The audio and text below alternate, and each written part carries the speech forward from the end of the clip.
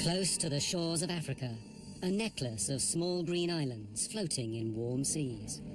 They're called the Canary Islands, and they're one of the world's favourite tourist destinations.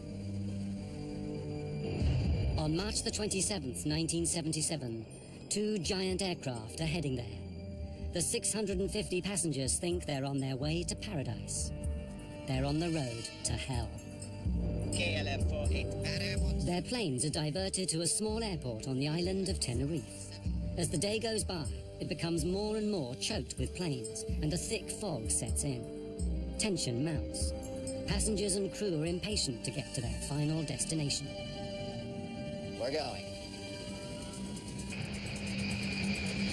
Runway 736, report runway clear. Okay, we'll report runway clear. To clear then. What do you say? Is it to clear the Panam? Oh, yes.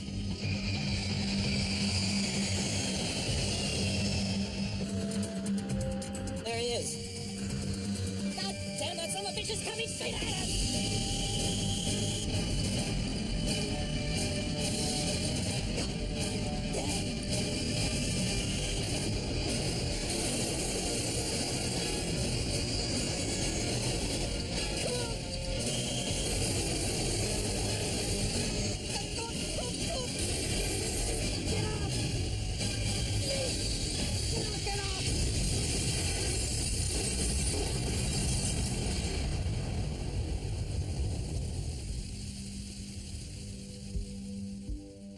Words cannot adequately describe the horror. 583 people died. The worst air disaster in history. It was all over in seconds. For the handful that lived, they would be the longest and most terrible seconds in their lives. At first, I thought they had gotten to us with the bomb. The only thing I could liken it to is if each molecule of air exploded. I looked in the cabin and everything was on fire. I thought, oh my God, we're trapped. We had 28 people in the upstairs lounge. The lounge was no longer on the airplane. Joan was standing there yelling, "Suzanne, take my hand." The engines were starting to disintegrate. I lost Joan's hand very quickly. I put my hands over my face and said, "Lord, today I'll see you." It was a survival mode that kicked in, and it was just get out of that airplane. I said, "I will jump and try and break your fall." The airplane was collapsing in on people. I immediately thought it was total destruction. Well, I felt so responsible because I couldn't take care of my passengers, and so helpless in looking back and knowing that there's nothing you can do. You can't get back in the aircraft. There's no way to get in it, and it's all on fire. Firemen are there for 12 hours trying to put out the flames, but it's a hopeless task. As the news spreads around the world, everyone wants to know, how could two state-of-the-art aircraft possibly be on the same runway at the same time? All those people dead. What had gone wrong? Who was to blame? Only later would they discover the chain of coincidences, mistakes, and misunderstandings that had led to the biggest disaster in the history of aviation.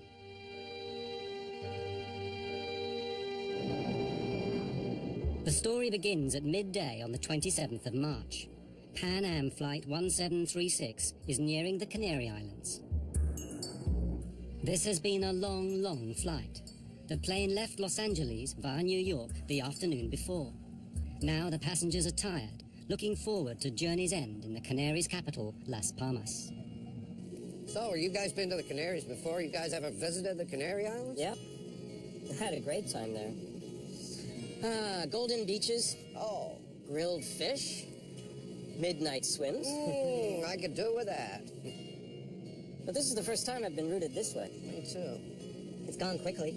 Yeah. And this particular flight was one of the first ones that was what we named a fly cruise trip. Most of the passengers were retirees. Their destination was Las Palmas. Then they would board a cruise ship and do a 10-day cruise, and then come back and then they would be picked up again and flown back to the United States. What no one has told the passengers is the Canary Islands have their own local brand of terrorists. They're determined to get independence from Spain, which actually owns the Canary Islands.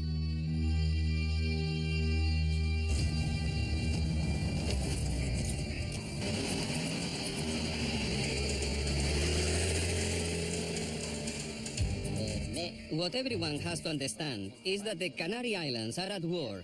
As long as the islands are a colony, they will be at war with Spain. If the Spanish government doesn't agree to our three conditions, we'll launch full armed combat and we'll fight to the very end. Continuerons la lutte jusqu'à la fin.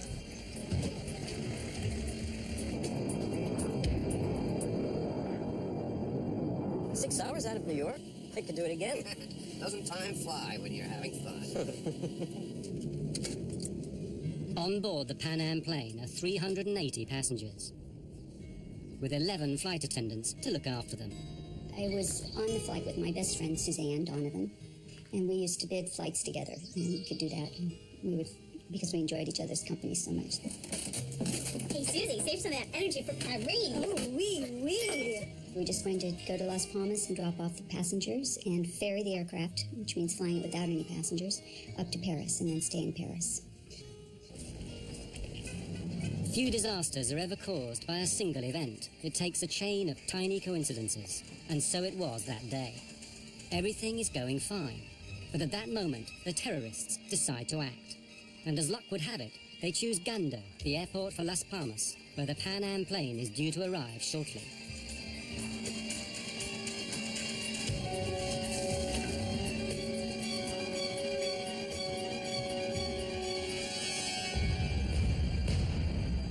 Just ahead of the Pan Am is another jumbo jet from the Dutch airline KLM. It too is heading for Gando Airport with 234 Dutch holidaymakers. The captain of the Dutch plane is Jacob van Zanten. He's KLM's star pilot.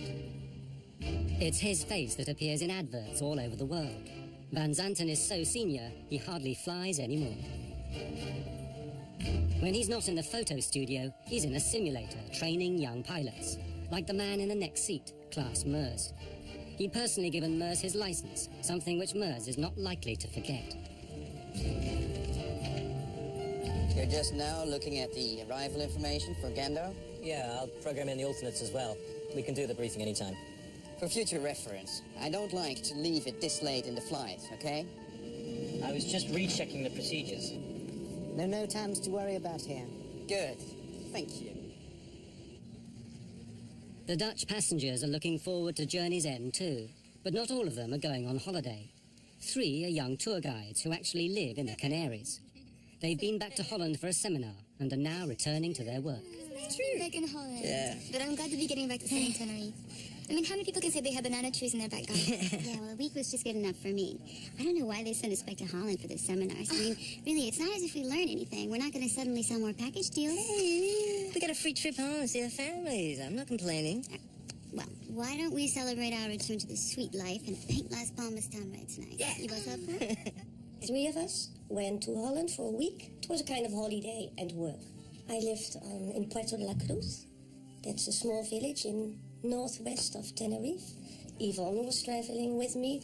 Walter was traveling with us. And it was nice to see your colleagues every year. It was a very nice atmosphere on board and a very relaxed atmosphere.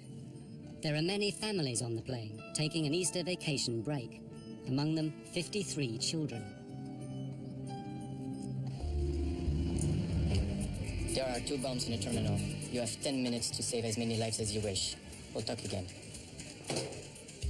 And so it begins, the first step on the road to disaster.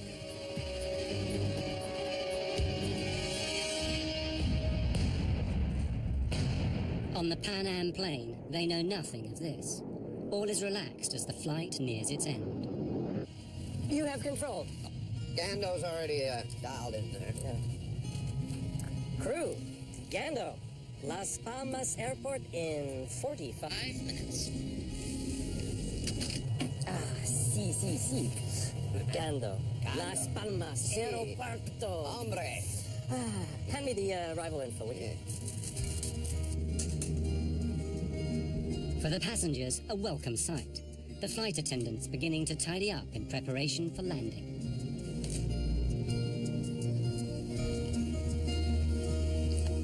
Here are your roses. They still look nice and fresh. Oh, lovely. Yes, a friend of mine gave them to me in the airport. I wish somebody would give me roses like that. Here, take one. I insist. I had worked very hard, and I was ready for a break. I had great anticipation for what we would see and hear and experience. For nearly everyone on board, this is the start of something special, the holiday they've always promised themselves. My husband and I were taking this trip to celebrate our 10th wedding anniversary. It was the first really big trip we've been able to take because we'd been in school forever and didn't have the resources to take a trip like this before.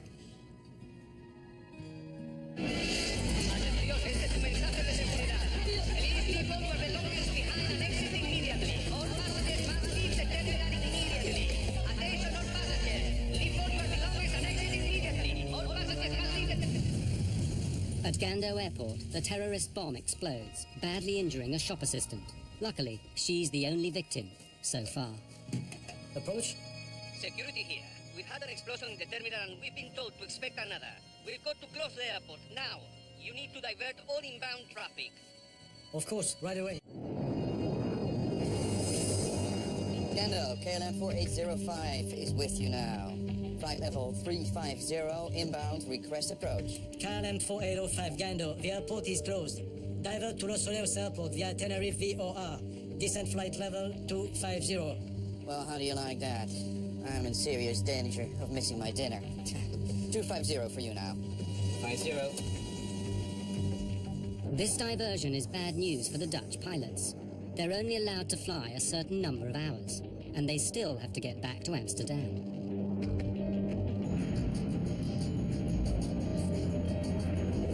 Gando, Pan Am 1736, good afternoon. We're on flight level 370, 120 miles west, inbound, approach. Pan Am 1736 Gando, the airport is closed.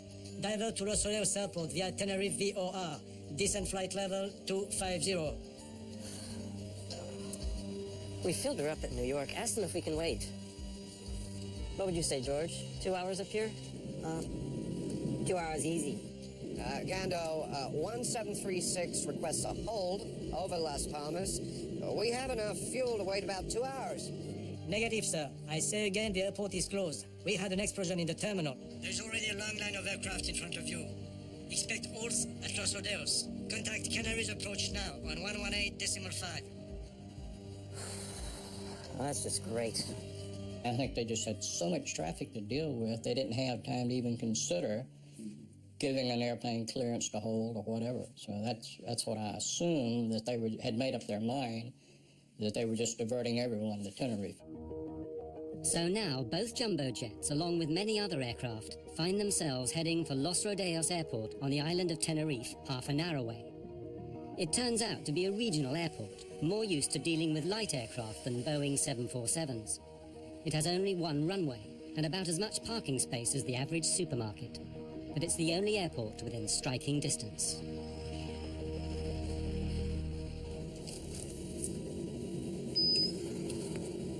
Ladies and gentlemen, this is Captain Grubb speaking. We've just been told by air traffic control to land at Tenerife, which is about a half-hour flying time from Las Palmas. Apparently, there are some difficulties in the airport. We're working the radios up here to see if there's a way that we can get you over to Las Palmas just as soon as we can on the ground. I'll let you know when we have some more information on that. Thank you for your patience. When they made the announcement that we were not going to be able to land right then at Las Palmas, mostly I was frustrated because it had been a really long trip, and I was tired, and time changes and this and that. So I guess I would say that the chief feeling was frustration and sadness that we couldn't immediately disembark and get on a boat. People were not happy about this because it was not a good omen. You know, it was not a good omen having this take place. For the air traffic controllers at Los Rodeos, it's not good news either. It's Sunday, and they're short-staffed. In the tower, there are only the two of them. Enough on a normal day, but today there threatens to be as much traffic as a motorway on a bank holiday Monday. What are they thinking? What do they want? The next 4 planes already and 2 747s on the way. So what have we got? Pan Am 747, KLM 747.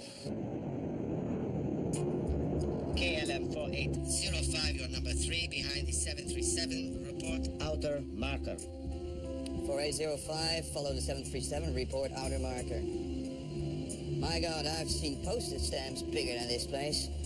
God, we're gonna get boxed in here. God damn it. Anyone care to hear about the landing checklist? Class, you're flying. You've got to call the landing checklist. Landing checklist, please. Auto brake? On medium, you never know. Runway's short, and on top of it might be slippery. Be careful. Lima Tango 107, you are clear to descend to flight level 80, holding pattern. At Los Rodeos, planes are pouring in one after the other. Subject 282, switch to ground now on 118.7. Subject 282, switching to 118.7. Good day. God damn it. Of all the days this has to happen. Just when Spain is going to teach Hungary a lesson in football. I don't know. For sure it's bad timing. How are we supposed to get all these planes down? That Sunday, the two controllers find themselves thrust into a situation that's way over their heads. Los Rodeos had never seen so many big aircraft all at once. Contact standby for taxi clearance. Sunjet will take your place. You can begin your taxi just after he passes behind you. Brake, Spantax, hold on. Hey, say, where are you going to put the KLM? Next to the breathing 737. No choice. Still waiting for the Pan Am 747. Yeah, but that's 2 large carriers. It won't be easy to handle. You got to leave some room for these other planes that want to roll. Pan Am 1736, leave level 230 now for level 120, call back crossing 180. The Pan Am plane begins its approach. 1736 cleared to flight level 120, report crossing 180. The passengers are fed up. After 13 hours in the air, they're wondering when it's all going to end. Say, why the diversion? Is anything wrong at the airport? No, just a slight technical difficulty. It'll be cleared up in no time. Nothing serious? No, nothing to worry about. At the back of everyone's minds is, how long is this diversion going to last? Is it going to jeopardize their cruise? Will they miss the boat? Their tour guide reassures them. Hello, everyone. This is Bill Moss speaking. Ladies and gentlemen, our cruise ship, the Golden Odyssey, has got its engines running and will, I've been told, come out to pick us up if this delay should continue. So it will be just a few minutes longer. Please bear with us.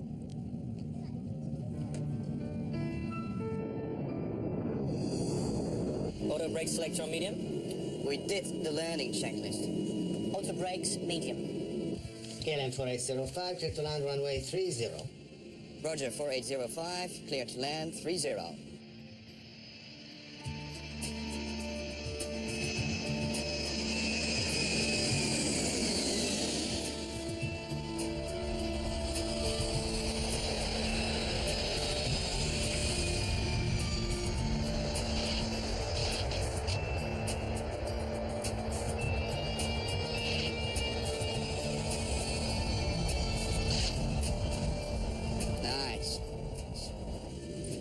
This landing. Nice and smooth. Grandma didn't spill her tea. Next time, just get the plane stopped. Don't eat up all the runway. You never know. Okay? Right. I think he wants us to park parallel to the 737. All right. You've got room on my side. You can turn. Stop. Brake here. Stop. All right, that'll do. Good. Los Radios grounds, KLM 4805. 4805 ground? Yes, any idea how long we're gonna be here? Negative 4805. We're waiting for the word from Gondo. Well then, we need to get our passengers in the terminal so they can be more comfortable. How many passengers do you have on board? 273 passengers. I'd rather not have them in here moaning and complaining. Roger, we're sending a passenger bus. Thank you. But this might only take a few minutes. Or it could be hours. You want to tell them to stay in there? The controllers are now stuck in the middle of a traffic jam, the likes of which have never been seen before at this airport. The tarmac is getting bumper to bumper. Miguel, take a look at this. Make it fast, man. We already got 2 aircraft blocking Charlie 1 and Charlie 2. The only option is to start lining them up down here. Not everyone's gonna make that turn out to Charlie 3. I already thought about that. We can squeeze Pan Am 747 through here. How do you get them out if we ever do get them out? We'll have to backtrack them. Taxi down here, turn around, take off. He's gone, do the next one. We'll be here all night, you know that, right? Or you can go out there and take us to another runway. Maybe I do that. Rodeos approach, Pan Am 1736. There is some method in their madness. Sooner or later, they'll have to get all these aircraft out again. Since all the taxiways are blocked with aircraft, what they propose to do is to use the main runway as a taxiway instead. The planes will take it in turns to taxi down to the far end, turn round, and take off. Ladies and gentlemen, we apologize for this delay. While the flight crew... The Dutch plane waits on the ramp. Its passengers should be spending this afternoon on the beach. Instead, they learn they're going to spend it hanging around the departure lounge of a small airport. No. We're going to visit another airport first, as Rodeos. Then we'll be going to Las Palmas. Yes. Go on. Let's get your shoes on. It is weird. Robina, Walter and Yvonne actually live and work on this island. So when they eventually get to Las Palmas, they'll have to get another plane to bring them straight back again. Well, maybe we could get off here. Yeah, what about our bags? You're so materialistic. Just because you want to see Paul doesn't mean the rest of us... Robina wants to see her boyfriend Paul in Tenerife tonight, not spend it in Las Palmas. I miss him so much after this week in Holland. I could skip Las Palmas, to be honest with you. We're moving. Let's go. All right, see you. You all right? Yeah. You don't look it. It's all right. There's all these planes. I get a bad feeling about this. Because of a terrorist bomb explosion, dozens of planes have been diverted to a small airport on the island of Tenerife in the Canaries. One of the first to arrive is a KLM jumbo jet. Its passengers are taken to the terminal. But what with those arriving, those departing, and those, like the Dutch, who are in transit, the little terminal is becoming overwhelmed.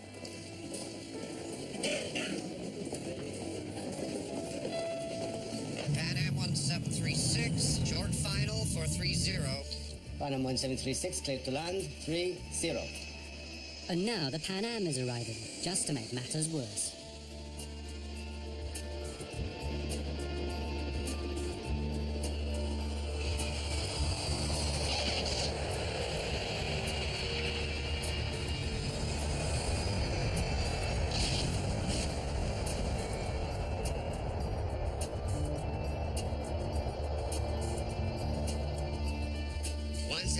At the end of the runway, you have a follow me for taxi instructions. Have you got him inside? Affirmative, sir. 1736, you will be just behind 3 other planes. Have you got them inside? Looks a bit tight in there. 1736, be careful of your jet blast. When you turn, there's a plane just next to you. The ground situation was a traffic jam, because when we landed there, the ramp was so crowded with other airplanes, and we were directed to taxi down to the end of the ramp area and park behind 3 other airplanes.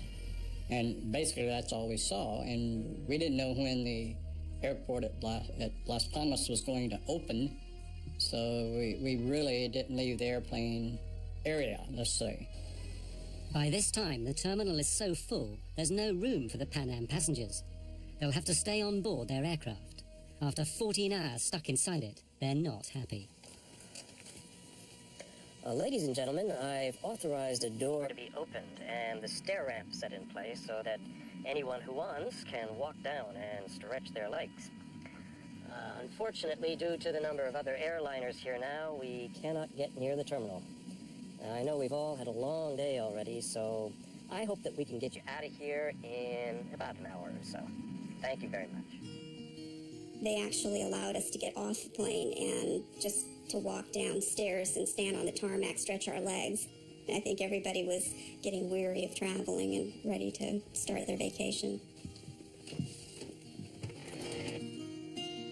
They opened the doors to give us air and we could look out. It was cloudy and overcast. It kept darkening down and was not nice like we had hoped it would be. Everyone had been expecting tropical sunshine. Instead, it's damp and misty with clouds as far as the eye can see.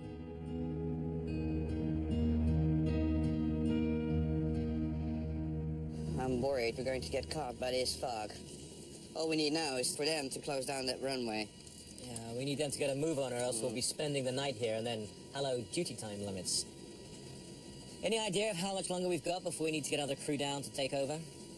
Yeah, well, it says here that the company time limits are 10 hours of flight and an amplitude of 13 hours, and that's with one stopover. But if there are two, it goes down to 9 and 11.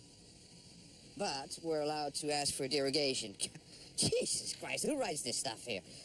I'm going to back time from when we have to be back at Schiphol to stay legal, right? What happens if we go over the civil and company time limits? Well, you get hung out to dry.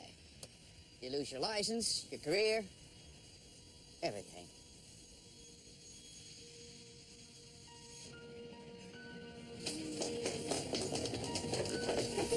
We can stay here in Tenerife. It's so stupid to go to Las Palmas now. We just have to come back tomorrow. And Paul's waiting. Let's get a taxi. Hey, slow down. Can't Paul wait another 24 hours? And they were making plans, you know, we're going to have dinner here, and then we're going to have a drink there, and we just wanted to go back to him. In the end, it's love that saves Rubina. I met Rubina in December 1976. I fell in love, and we've never been separated. No, again afterwards. Why don't I pick up the bags and see you guys and stay together? Stay. You know, what don't I actually know how to pretend about you? Yeah. You'd just be a drag anyway, thinking about Paul the whole time. Really? Great. Excuse me. Is everything all right? Yes, we're all right. I am a bit peckish, though. Maybe we could get something to eat. I'm sorry. There is nothing left on board. Maybe just a cup of coffee and a biscuit? Not even that. I'm sorry. I really am.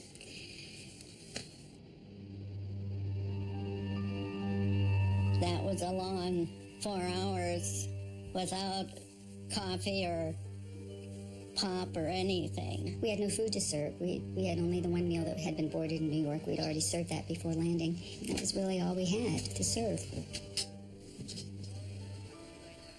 In the tower, the two controllers are also getting fed up.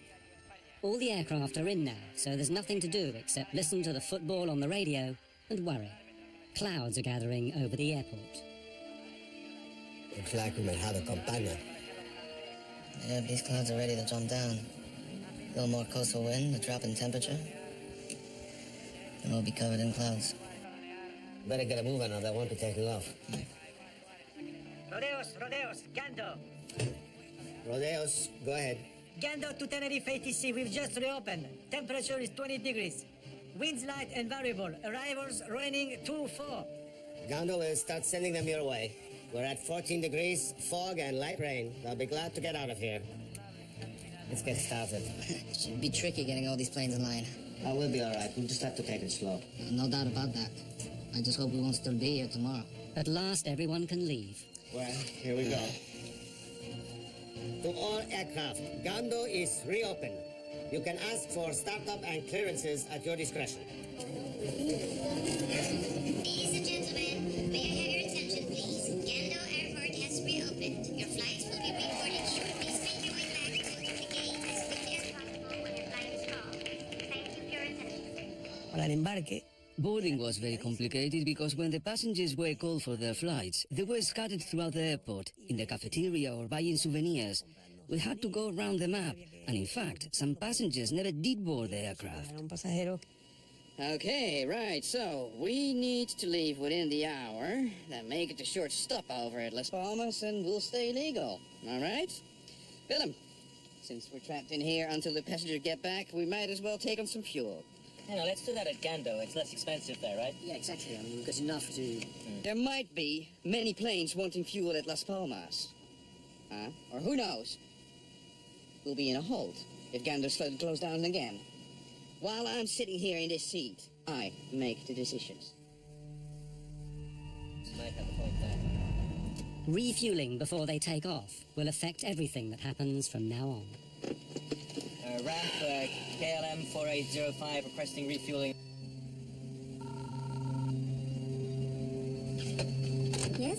We're going to refuel during passenger boarding. Apply the necessary security measures. Information lights on. Toboggans armed for doors without step ladders. And do you know when we will be in the air again? My crew is starting to wonder about their shift time. Tell them whatever they like. I'm trying to save us some time here, okay? Certainly, Captain.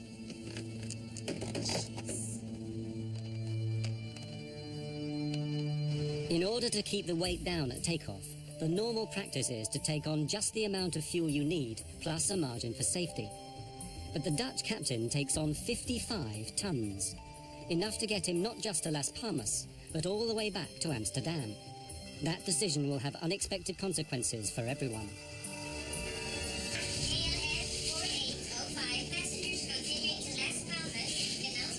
Inside the terminal, all the passengers are called to rejoin their flights. The 2 Dutch children are missing. They've slipped outside to explore. You go this way, I'll go check the boat on that. Let's meet at the gate in 5 minutes. Meanwhile, Rabina is trying to get off the KLM flight. Although I do understand your wish to stay. Yes, this is where I'm coming tomorrow, so there's no point in me going all the way to Las Palmas. Yes, I guess this is just against company rules, and as much I would like to help you, I'm afraid you must take this way. I guess I can't change the rules just for me, but there's no harm in trying, right? Have a nice day. Thanks. KLM might not be willing to bend their rules, but Rabina decides to bend them anyway. Problem? Kind of. What? But I'm staying anyway. We'll just have to arrest me. I'll pick up the bags. Thanks. I'll walk to the door with you guys so that my friend here thinks I'm taking the plane. Let's go. Come on.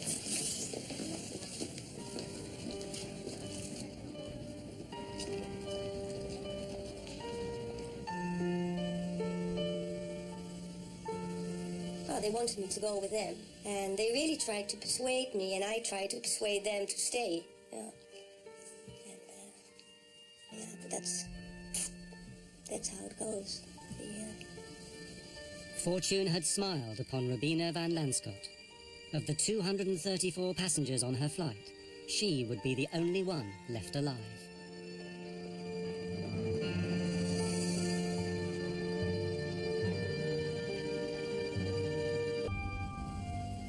The temperature is 14 and falling. The dew point is 12, not a good sign. The visibility is going to drop like a rock. Weather. Hi guys, it's Fernando. What's the current visibility? Got it.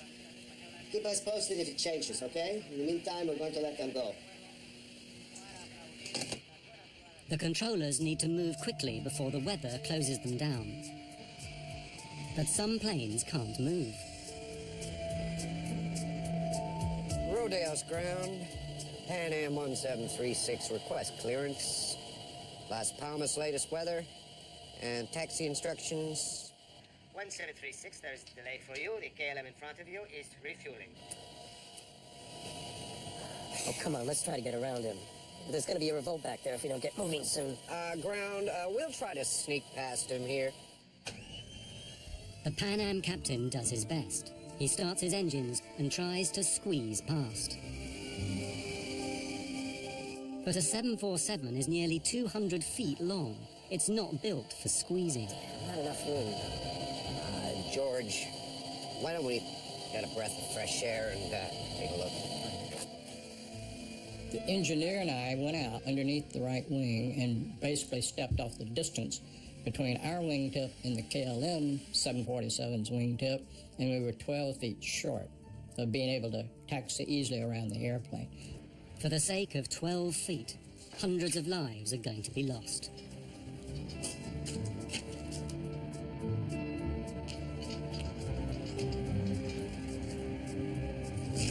Did you notice that when we were coming in? The volcano, amazing, isn't it? Legend has it the devil himself lives on Mount Mayday. 12,000 feet, highest point in Spain. It's always in the clouds. You must get socked in here all the time. Yeah, warm, moist air comes screaming across the Atlantic, hits this island, gets cooled down, and wham, you're in the soup. And the tourists start screaming. KLM 4805, this is Pan Am 1736. What's on to you? We're stuck behind you guys. Have you got any ideas to what time you'll be rolling? 35 minutes, KLM out. He hung up. Oh. Nice man. We're stuck behind him, that's all he's got to say? What an ass. On the KLM, more frustration. That's the count. We're missing 4. It must be the family from row 33. All right. I'll let you tell the captain. I'll help prepare the cabin for the cuff. Gee, thanks. I know. Roberto, you have to find them. Please, hurry up. Please.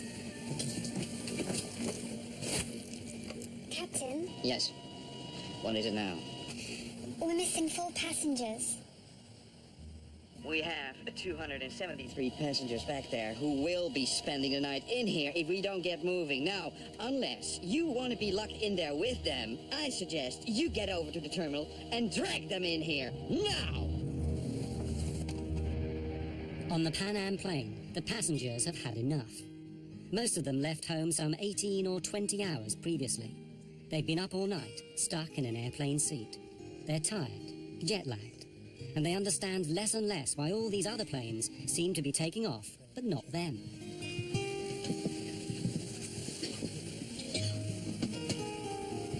My friends, I know it's been a trying afternoon for all of us. But when we are finally on board the Golden Odyssey, you will be pampered day and night. Your own private telephone will give you access to room service at all hours. A twist of the button will give you just the right temperature. Queen-size beds will make you forget these airplane seats.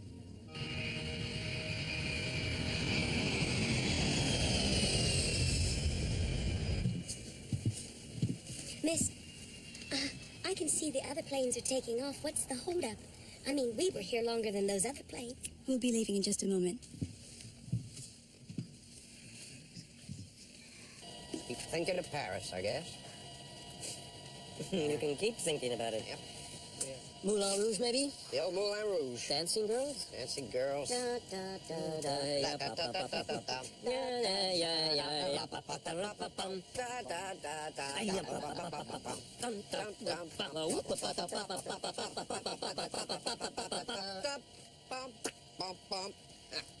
ever get there? We'll get there. Around about this time, the ground controller, Roberto, manages to find the 2 missing Dutch children. Where have you been? Come on, hurry up. They're only waiting for you to take off.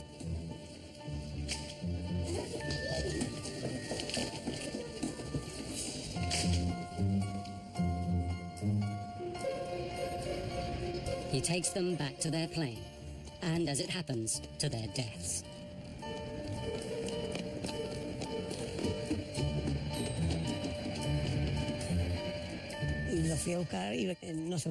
I'll never forget that.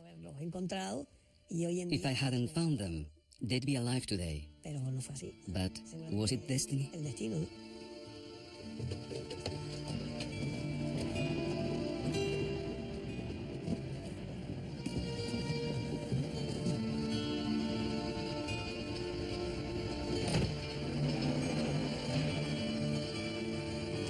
Station calling to start. Ground. KLM 4805 is ready for startup. 4805, clear to start. Checklist before startup. Plane free, blocks in place, doors shut and checked. Ready for startup in sequence 1, 2, 3, 4. Affirmative, ready on 1. The KLM pilots start their engines one by one and prepare to go back out onto the runway for takeoff. If the weather were good, there'd be no problem at all. But everything is changing rapidly, and for the worse.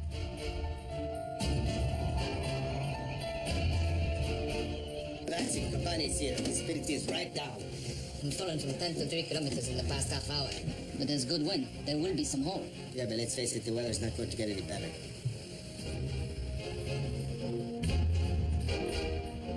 Approach 4805 requires backtrack on runway 12 for takeoff on 30. Taxi straight ahead to end of runway and make a backtrack. Roger, make a backtrack. 4805 is now on the runway.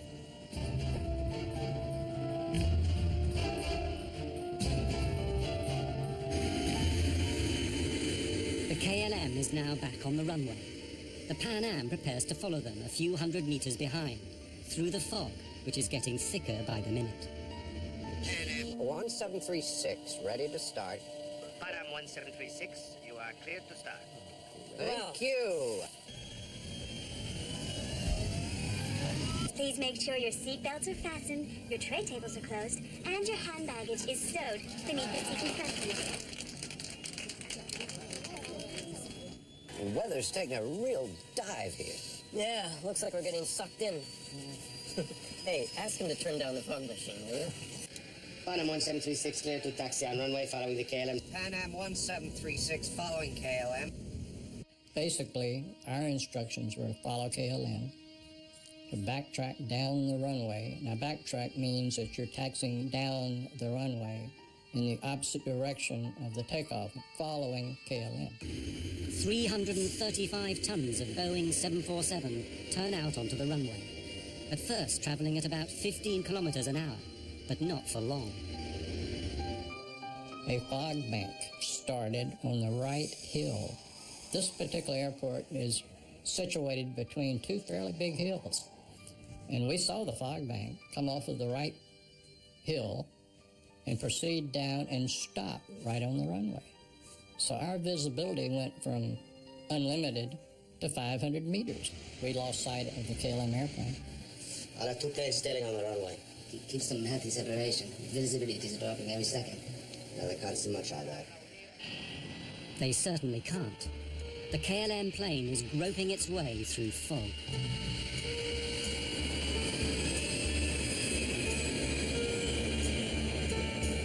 Can barely see the pavement. We're down to 50 knots ground speed, Scott. Taxi checklist. This is a nightmare. We'll never make the limits at this rate. And I really don't want to be spending the night at Las Palmas. I'll give headquarters a call. Taxi checklist. Please. EPR, ADI, safety compass. Compared and checked. Okay, we're massing 200 tons with 55 tons of fuel. The parameters are checked and verified by myself. Rolling checklist complete.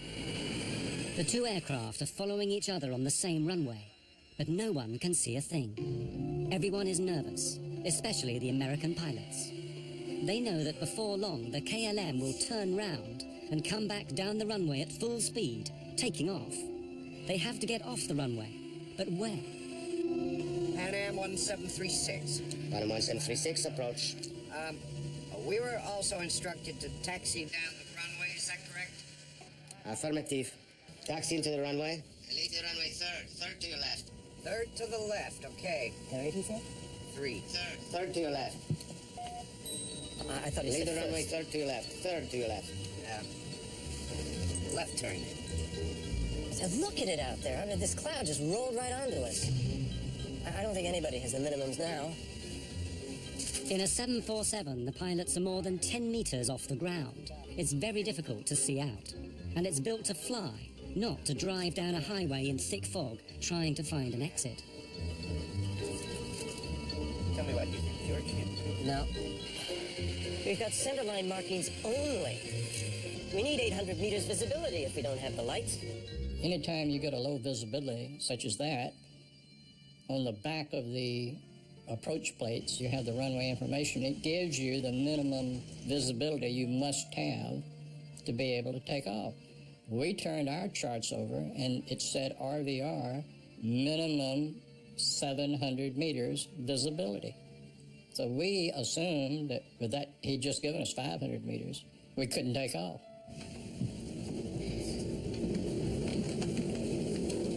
My feet are killing me. Something tells me this isn't going to be over anytime soon.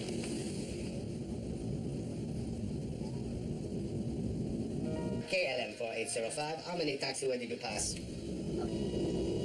I think we just passed Johnny 4 right now. Okay, at the end of the runway, make 180 And report. Report for ATC clearance. Okay, sir.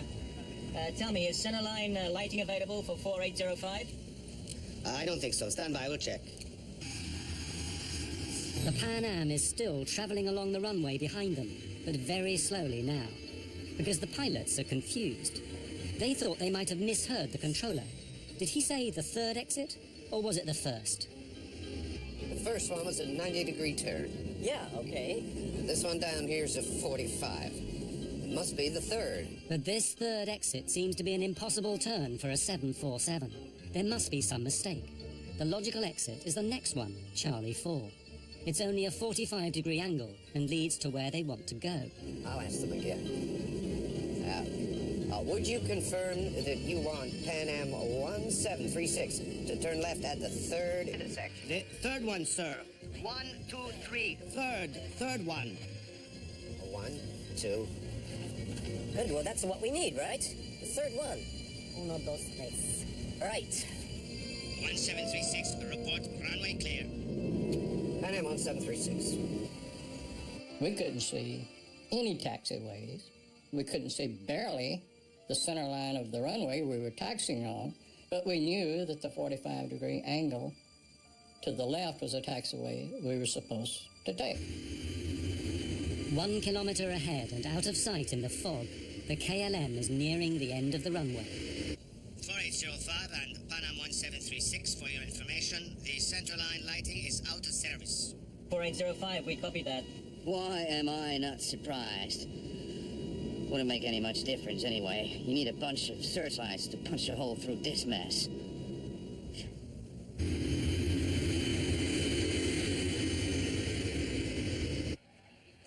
Back in the control tower, things are becoming stressful too. For several minutes, they've been unable to see either of these two big jumbo jets on the runway. They don't have ground radar like a big airport.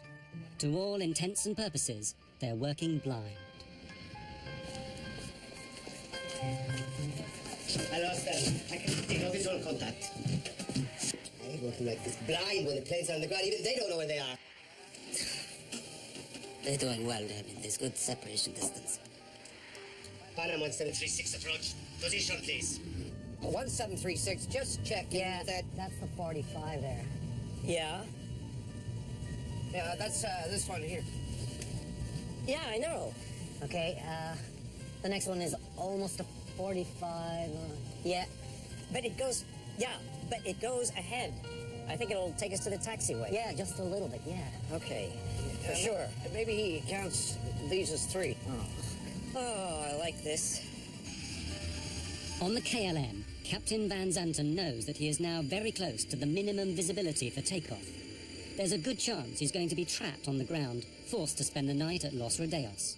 Not an enticing prospect. Christ, bloody weather. Class, give me takeoff speeds. Yeah, okay, the V1 will be 120 knots and the VR is 135 knots. I'm preparing the frequencies, 139 and 138.7. Lights on? Affirmative. Strobes as well. Of course, the people in the back have no idea about any of this. The way that everything is clicking into place. That's it. Just one last hop and we'll be there. Okay. Kitty, is it going to be a long, hard day? Just like last year. The only thing which might alert them is the fact that the view from their windows is now down to just a few dozen meters. Where's the wing gun? It's hidden by the fog. What? A frog? A big green frog? Don't be silly, just calm down.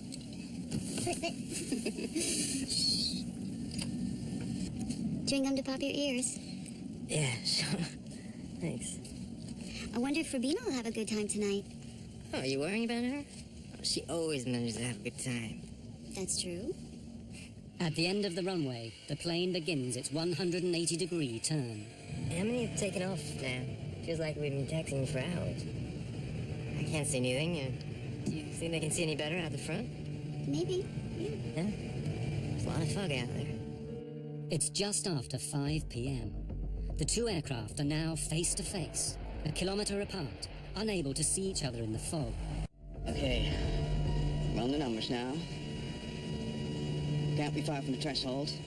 You can just about see the white center line. I've left the body gear on to turn around. I've got 8 greens on the undercarriage. Wipers on. Lights are on. I said wipers on. Right, there you go. Okay, we have 700 meters visibility here now. Wait a minute. We don't have ATC clearance. I know that. Go ahead, ask. KLM 4805 is now ready for takeoff. We're waiting for ATC clearance. KLM 4805, you're clear to the Papa Beacon. Climb to and maintain... ATC clearance is the route the aircraft intends to take once it's left Los Rodeos. But it's not permission to take off. That has to be obtained separately. Las Palmas VOR. Roger, sir. We're cleared to the Papa Beacon, flight level 90. Right turn out 040. I'm still intercepting the 325. We're going. No! Stand by for takeoff, I will call you. And we're still taxiing down the runway. Pan Am 1736. Pan Am 1736, report runway clear. Okay, we'll report runway clear. Thank you, 1736. He asked us, were we off the runway? And I responded back, negative. We are still on the runway, but we will report clear of the runway. That was the last thing I said over the radio. Let's get the hell out of here. Yeah, he's anxious, isn't he? Yeah, and now he's in a rush. We were only taxiing at 3 miles an hour. Nothing in my mind would have even given me the thought that he was taking off.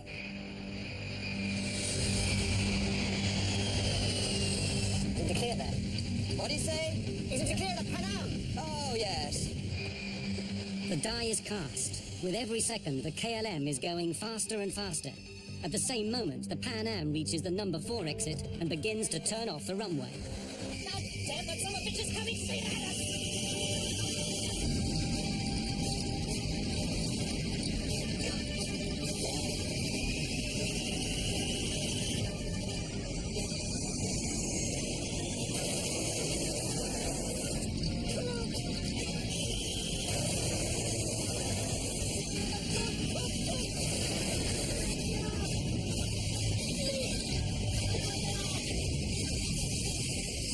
When he hit us, I didn't think he'd done us that much damage because the airplane very quickly shuddered. The first thing was this huge, loud noise, and the only thing I could liken it to is as if each molecule of air exploded. That's the way I thought of it afterwards. It just was so loud. At first, I thought they had gotten to us the bomb, and it came up and slammed down. The lights went out, and flames came through.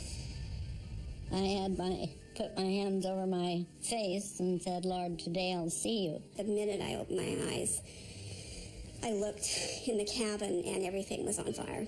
All the windows were going in the cockpit. I looked out to the right wing was on fire. I looked back to the left. We had 28 people in the upstairs lounge. The lounge was no longer on the airplane. It was just a big hole there. And I could see all the way to the tail of the airplane, just like someone had taken a big knife and cut the top off. People were just sitting in their seats. They weren't moving. I don't know why. Yeah, in normal circumstances, you're supposed to wait for a command. But it was clear. And you didn't need to wait for a command in this situation. There was fire, and I shouted to Suzanne, fire on the wing. She ran back to my exit and saw Suzanne standing there, getting ready to open the door, and just saw the door crumple like cheap tinfoil.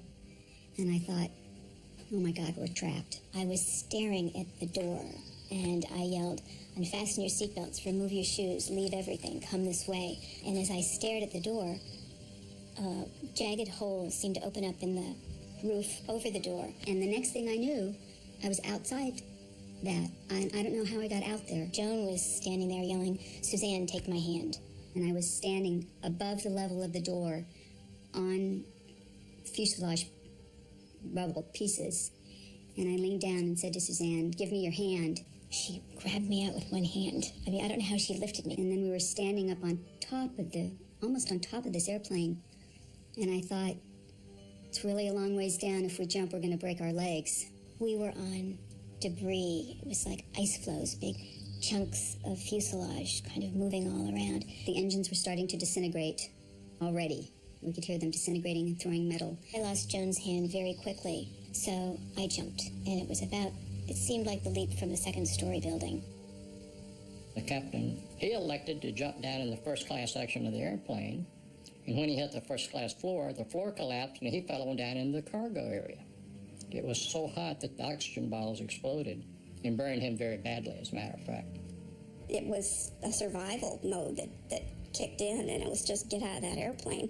I didn't stop to think about how it happened. I went to where the door would have been, and I left my wife seated. And then it came to me, what am I doing?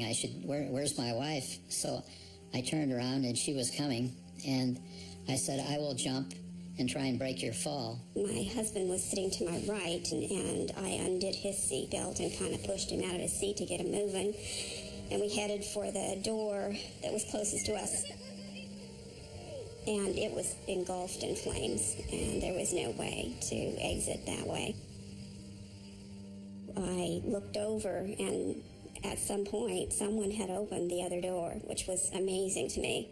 And I just yelled over here and headed toward the door on the other side, which was, again, the wing door. In the haste to get out of the burning plane, Karen became separated from her husband. He died in the flames.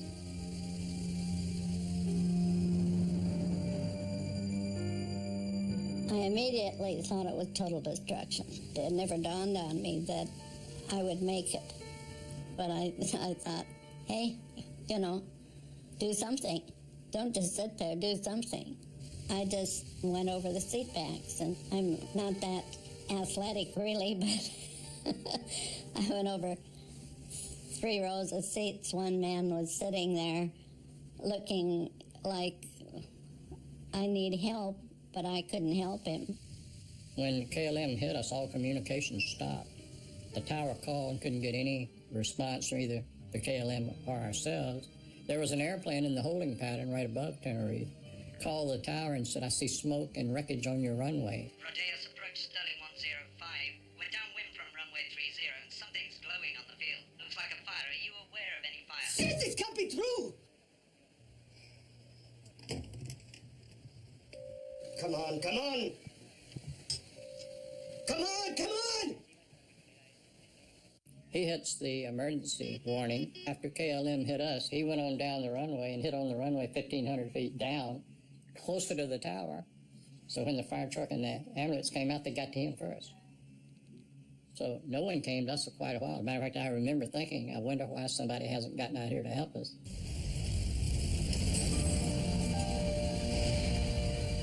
It's complete bedlam. In the fog, the fire trucks don't know where to go. When they eventually find the Dutch plane, it's hopeless. Everyone's dead.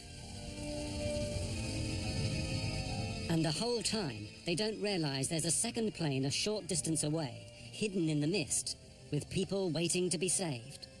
It's another 20 minutes before the Pan Am plane is discovered.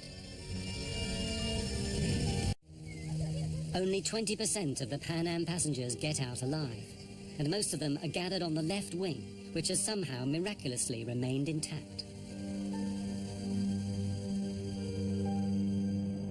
The entire left wing of the airplane was covered with passengers.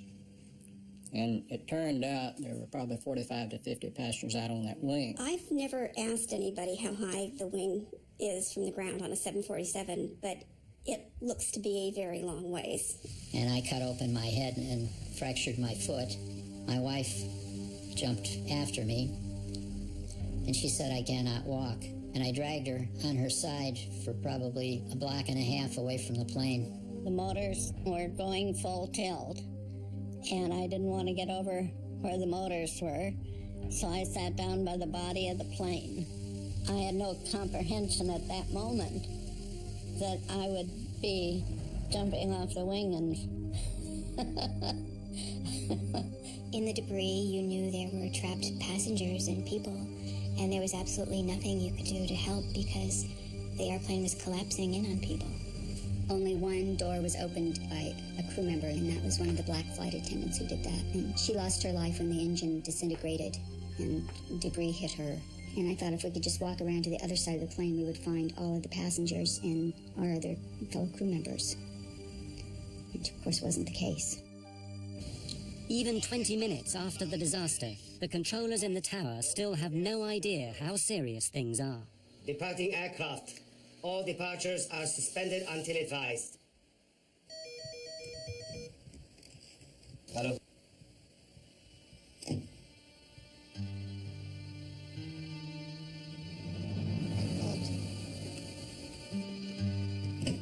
My God.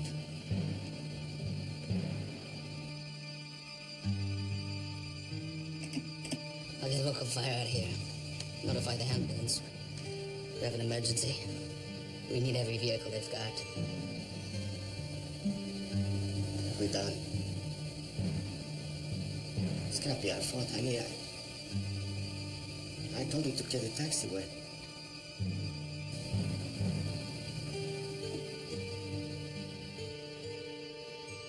When I got out on the ground, I could hear people screaming and yelling and all. Within about 5 minutes, you heard absolutely nothing. There was no noise at all, just the airplane burning. I asked one of our medical directors later on what had caused that, and he said that when you have a fire that hot and that much of a fire, it consumes all of the oxygen in there, and people basically suffocate. I felt so responsible because I couldn't take care of my passengers, and so helpless in looking back and knowing that there's nothing you can do. You can't get back in the aircraft. There's no way to get in it, and it's all on fire. Of the KLM plane, very little remains. It had continued flying for another 400 meters before slamming into the ground. The 55 tons of fuel it had taken on ensured that everyone on board died in the fiery explosion. It was personal vehicles, cars and trucks that seemed to come onto the grass and gather up people. About 75% of our surviving passengers got to the hospital in taxicabs. It was a wild, crazy ride as we were going to the hospital. The skin was hanging on both hands because I had received burns, but it hadn't affected my eyes. I had blood all over me, and I walked up to somebody and said, "I'm a doctor, can I help?" And the guy that I said it to had the oddest look on his face, just this very wan smile, and he just shook his head, and then I immediately went into a coma. Word soon gets out, and in the hours that follow, the international press begin to arrive, and the first news is flashed around the world. Rescue workers are still going through the wreckage of the two jetliners this morning in the Canary Islands. They're looking for the bodies of victims in this worst accident in aviation history. Two jumbo jetliners, 747s, collided on the ground at the airport at Santa Cruz de Tenerife yesterday morning. One was a Pan Am charter from Los Angeles that picked up more people in New York before flying to the Canaries. The other was a KLM charter from Amsterdam in the Netherlands. They set up a morgue in one of the hangars, and it was huge, and they had all of the nearly 600 bodies in that particular hangar, or temporary morgue. The death toll rises to 583 people, nearly twice as big as any previous accident.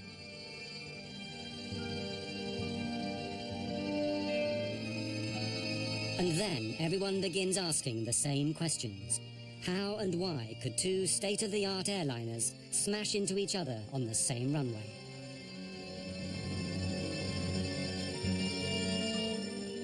Very soon, a whole army of investigators begins arriving from the three countries involved, Spain, Holland, and the United States. Under the rules that govern this sort of thing, they all have a right to be there, but that doesn't mean they're going to get along.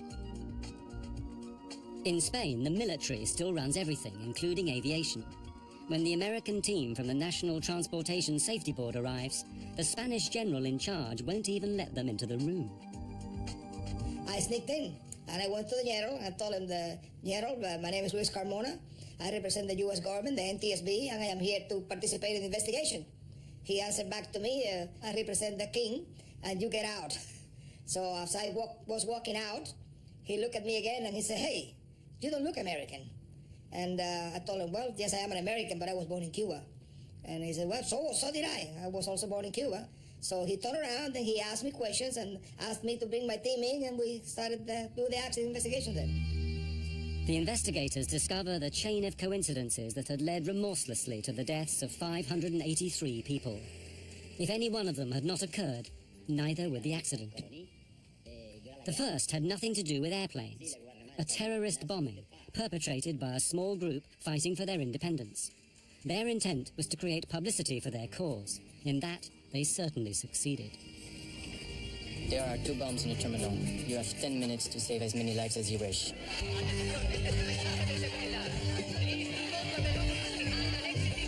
The airport is closed. Divert to Los Soleos Airport via Tenerife VOR. Descent flight level 250. Because of the bomb, all air traffic was rerouted to Los Rodeos Airport on the neighboring island of Tenerife. But it's a small regional airfield with only one runway. A 747 can land there. The runway is long enough, but that's all. The airport is ill-equipped and unable to handle that amount of planes or people.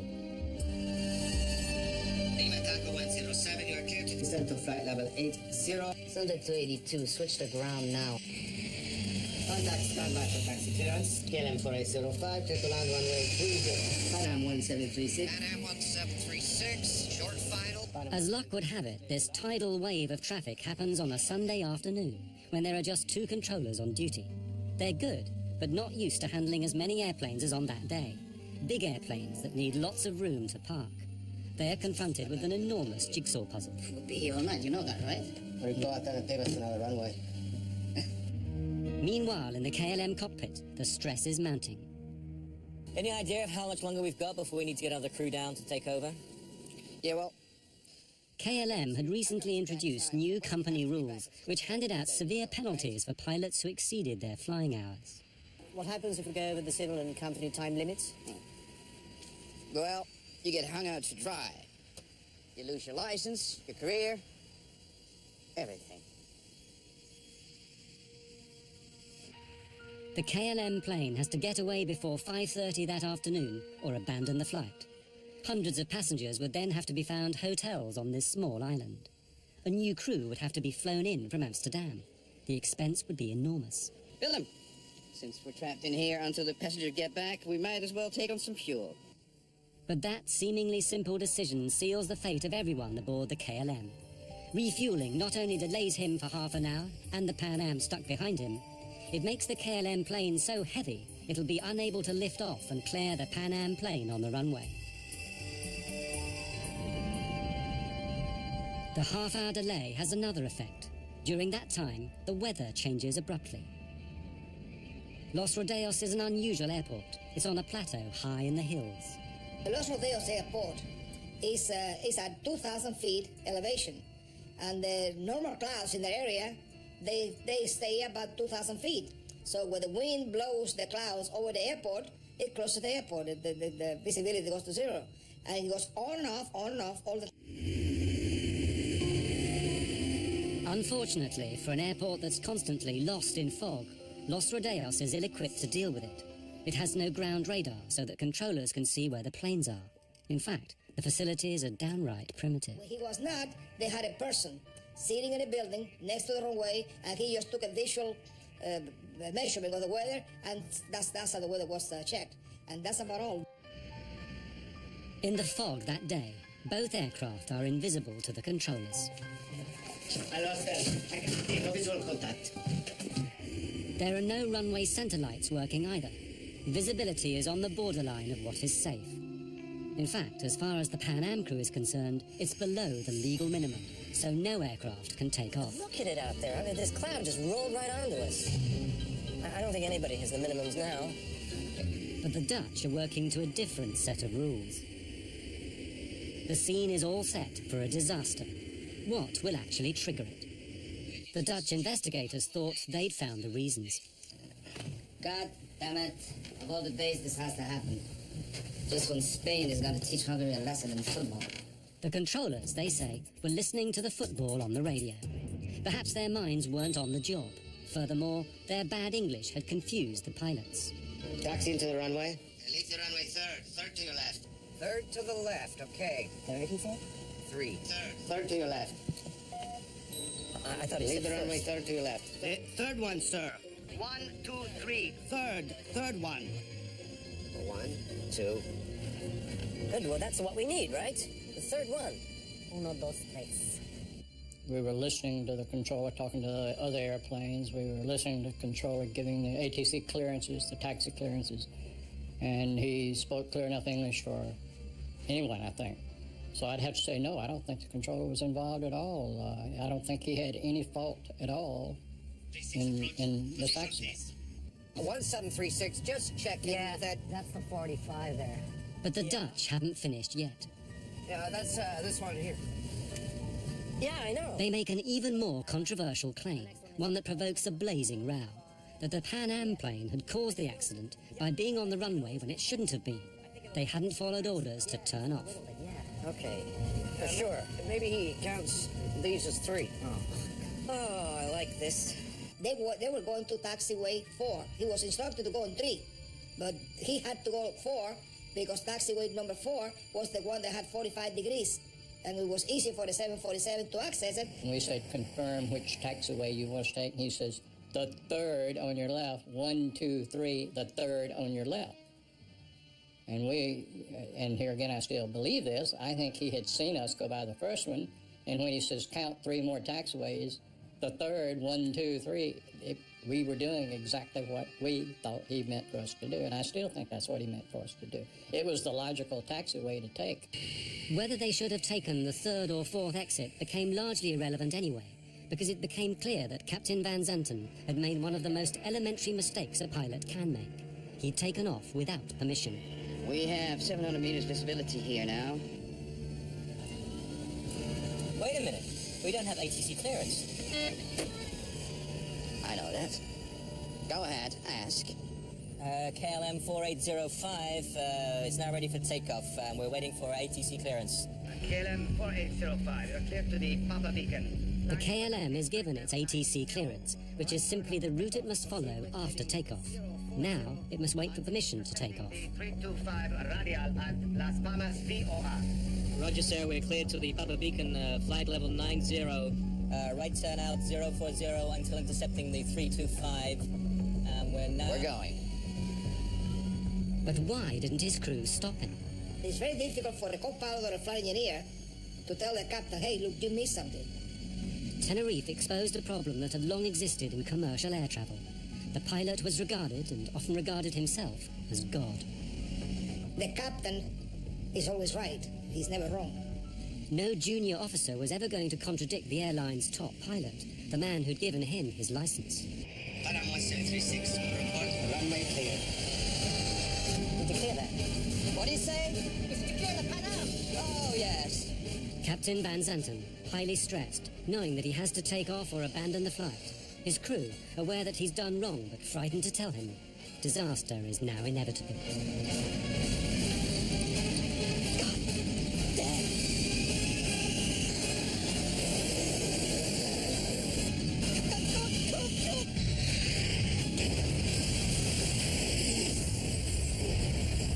The official report is written by Spain. It blames the accident on Captain Van Zanten's decision to take off without permission. The Dutch refused to accept it. They published their own report, blaming language difficulties and the general confusion at Los Rodeos. What I learned from the Tenerife accident is that regardless of how well qualified, experienced, professional, and exact professional you are, okay, accidents, as long as human beings are involved, accidents can always take place. The insurers pay out a record sum, $2 billion in today's money. As for the survivors, the images of the 27th of March will always be with them. They've just learned to live with them, that's all. And whenever I have friends that travel, I tell them, make sure you know where your exit is, make sure you read all that stuff, know how to get out of the airplane. I mean, those are important things. I never had nightmares. I had only dreams about being helpless and being at an airport behind a big, thick window and watching an airplane take off and knowing that it was going to crash and wanting to shout out, but there's this big, thick glass window. You're just helpless, and that's what you feel, is this, because our responsibility is to take care of everyone, and that's what we want to do, and we couldn't do it. We couldn't save them. The loss of my husband had a tremendous impact on my life, on my son's life, on my extended family's lives. It was huge. And you can see how strange life is, you know, that things like that happen, that you get off and they go on, and perhaps if the plane left a minute later, it wouldn't have happened.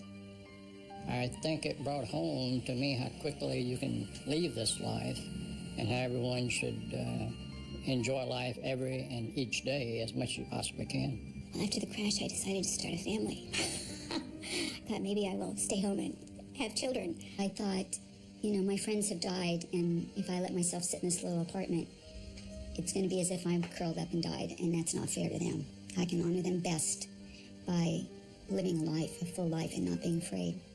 I am blessed because I do not have any horror left over from the accident. I felt ashamed the first while. And a long time I thought, I wish I died, because I felt very bad. I was scared for quite a while after the crash, but I knew if I flew with Joan, she would pull me out again. I had to quit the NTSB. I didn't retire. I felt so bad that I became ill. I had to go to a doctor and get some medication because I got sick. I went back to Tenerife, my wife and I had a driver take me out to the airport and show me the runway, and I looked at it all. I did it all over again. And then I went back and took the Golden Odyssey steamship from the Royal Cruise Line to sort of complete the situation which I had missed.